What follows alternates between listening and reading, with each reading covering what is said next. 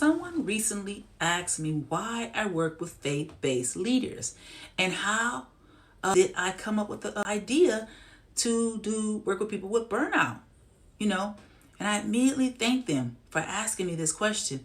And here was my response, you guys. Honestly, I didn't choose this work from theory. I chose it from lived experience. I've spent about 18 years in the mental health field, working with trauma, families, crisis, and high responsibility professionals, okay? What I kept seeing, especially in Christian leaders and healthcare professionals, was this pattern, you guys. Strong faith, strong work ethic, but exhausted nervous system. They loved God, they loved people, but they were running on survival mode, okay? And survival mode will eventually cost you your clarity, your joy, and your health, okay? And at the same time, I was walking through my own healing journey, okay? Navigating grief, trauma, and the pressures of leadership.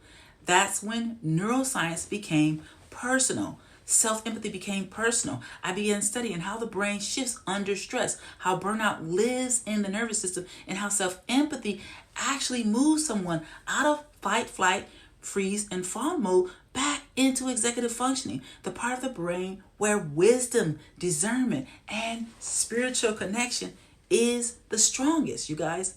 So what I realize is this, you guys, you cannot pray your way out of dysregulation, nervous systems. Without addressing the nervous system problem, faith and neuroscience are not opposites. They work together. When the brain is regulated, people can hear God clearly, set boundaries without guilt, lead without self-abandonment, and live from identity instead of performance. So now I help high-achieving Christian leaders stop surviving and start leading from a regulated whole place. Burnout isn't a weakness. It's a nervous system that's been overused without restoration. Yes.